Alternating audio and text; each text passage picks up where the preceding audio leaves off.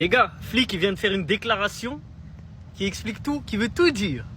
Je crois que Lamine gagnera le ballon d'or un jour. Il faut y aller, respecter les vainqueurs et le trophée. Tcha. En gros, c'est un aveu de défaite. Mais en gros, ce qu'il veut dire ici, c'est qu'il va perdre, mais qu'il ne perd pas comme le Real Madrid. Parce que le Real Madrid ne se déplace pas quand il perd. Donc là, ce qui veut dire que oui, on va perdre, mais on va y aller quand même. Par respect pour les vainqueurs et pour le trophée. De deux, Ronaldinho remettra le ballon d'or lundi soir. Alors certes, Ronaldinho il a aussi été numéro 10 du Barça. Mais croyez-moi que là, il va le donner à Dembélé. C'est pas pour Yamal. Il y a pas longtemps, il a fait des photos du maillot Total 90 avec le maillot du PSG. C'est récent. Donc s'il vient, c'est pour Ousmane. Autre chose, la fuite. La fuite du ballon d'or. Il y a écrit quoi ici? Il y a écrit quoi? À un moment donné, ça fait beaucoup d'éléments. Ça fait beaucoup d'éléments. Entre ça, plus Qatar Airways qui sponsorise le ballon d'or. Vous arrivez encore à croire qu'ils vont le donner à Lamine Yamal? Sincèrement, avec tous les éléments que je vous donne.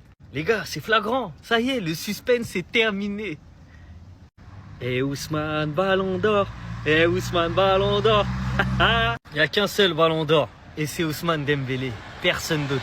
Thierry Henry vient de donner son top 6 au Ballon d'Or et franchement, je suis choqué, il n'y a rien qui va, vous allez voir, mais en vrai, c'est exceptionnel. On lui a posé la question de savoir pour lui quel était le top 6 au Ballon d'Or cette année, quel devrait être le top 6, et il a répondu ça. En 6e, Dembélé, en 5e, Dembélé, en 4e, Dembélé, en 3e, Dembélé, en 2e, Dembélé, en 1er, Dembélé. C'est simple, pour lui, c'est 6 fois Dembélé. 6 fois Dembélé qui mérite le Ballon d'Or. C'est simple, pour lui, Ousmane Dembélé est au-dessus de la mêlée, est au-dessus de tout le monde. Et il dit pas qu'il pense qu'il devrait l'avoir, qu'il pourrait l'avoir. Non, il dit, je pense qu'il va l'avoir. Pour moi, il va l'avoir. Alors peut-être qu'il a des informations que nous, on n'a pas, mais c'est vrai que quand on suit la tendance de ces derniers temps, avec ses déclarations, avec ce qu'il a posté sur les réseaux sociaux, oui, Ousmane Dembélé pourrait et devrait avoir le Ballon d'Or. Enfin, on espère ne pas être déçus.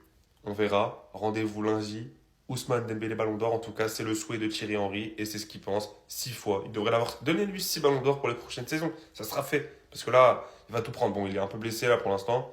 Mais voilà. En tout cas, il aura le Ballon d'Or lundi et ça, c'est incroyable. Mais en attendant, allez, Paris. Chers Parisiens, je vous invite à préparer la plus grande célébration auquel on ait eu le droit après la finale de la Ligue des Champions 2025. Ronaldinho remettra le Ballon d'Or 2025 ce lundi soir. Confirmé par TJ Copé, journaliste très fiable. Dois-je vous rappeler que, pour le symbole, dois-je vous rappeler que Ronaldinho Gaucho a été le grand numéro 10 du Paris Saint-Germain? Rappelez-moi quel numéro Ousmane Dembélé porte sur son maillot, s'il vous plaît.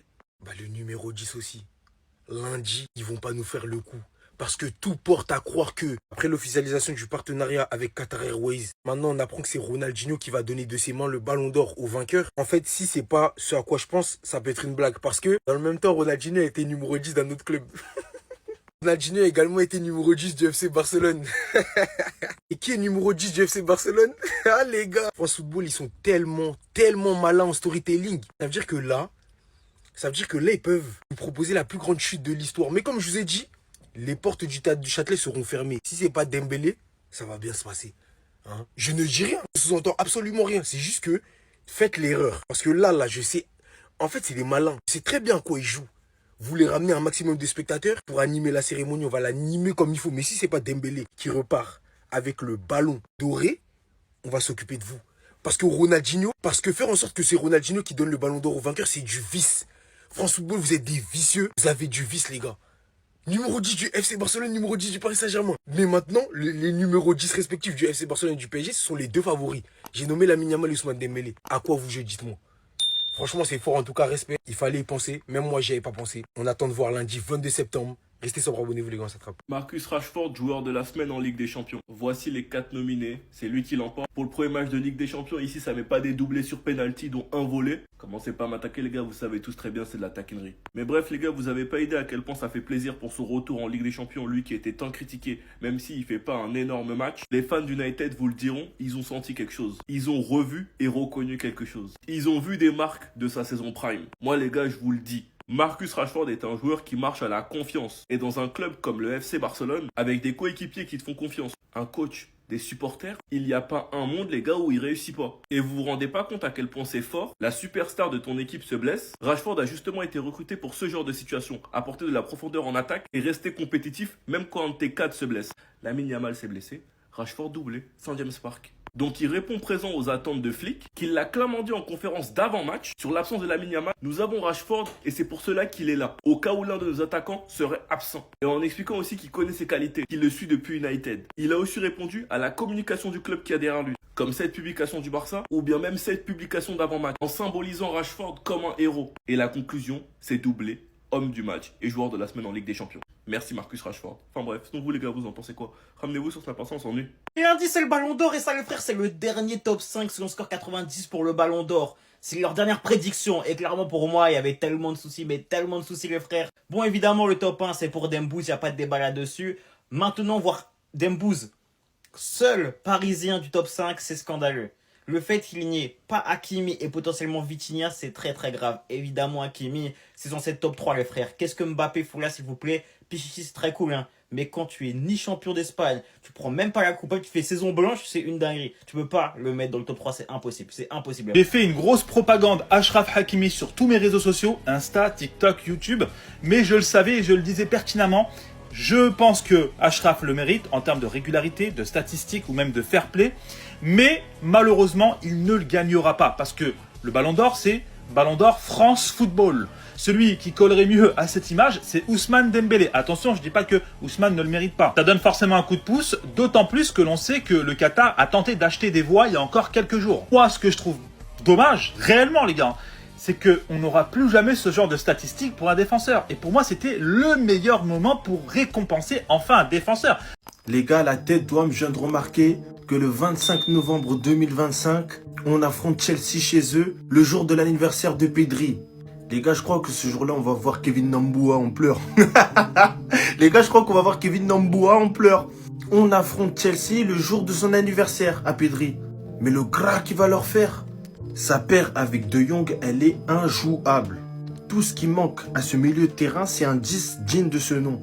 Au point que on commence tous à réfléchir à la possibilité de placer Pedri en 10.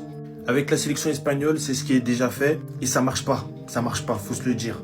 Mais au bout d'un moment, si Fermin et Olmo continuent à jouer à cette espèce de chaise musicale, Olmo pue la merde, on met Fermin, Fermin fait une bête de performance. Fermin pue la merde, on met Olmo. Olmo fait une bête de performance, puis ensuite, inversement, vous avez capté, on va pas s'en sortir parce que la saison, elle va vite. Elle est au début, mais elle va très vite. Salut l'équipe. Alors mes amis madrilènes, mes amis barcelonais, quand je vous parlais de l'affaire Negreira, certains me prenaient pour un fou. Hier, le fils Negreira a accusé Barcelone et son père de corruption.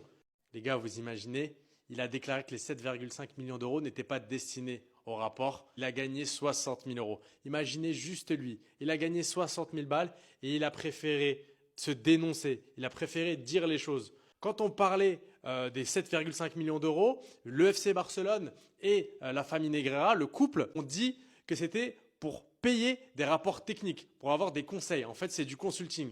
De 2001 à 2018. Les amis, arrêtez de faire les gens naïfs. Arrêtez de nous prendre aussi pour des imbéciles. Vous savez très bien la vérité. Vous êtes au courant des choses, vous faites juste les aveugles.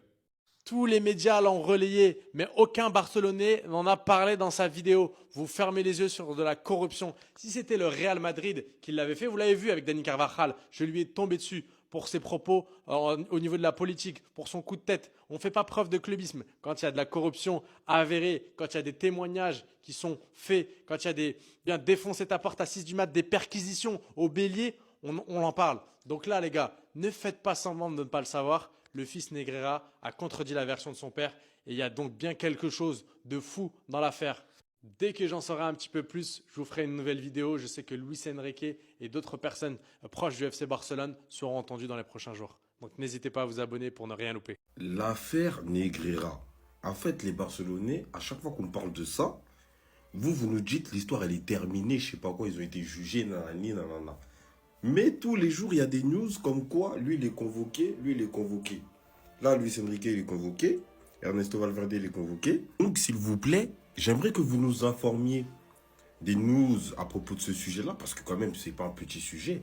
Dont vous parlez souvent, la corruption, Real de voleurs, Real Madrid, Real de penalty, mais même dans mes souvenirs les plus lointains, depuis que je suis sur cette terre, je n'ai jamais vu, jamais, comme quoi le Real était convoqué au parquet par la justice d'un pays. témoigné dans une affaire de corruption où s'envoyait des chèques de ouf. 7,3 millions. En fait, ça envoyait des wax. Ça envoyait des wax à l'arbitre. L'arbitre, il finissait les matchs.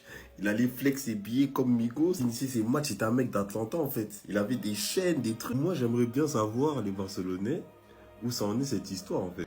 L'homme du Barça. Sérieusement, dites-moi où ça en est, cette histoire. Est-ce que c'est fini? Est-ce que c'est pas fini?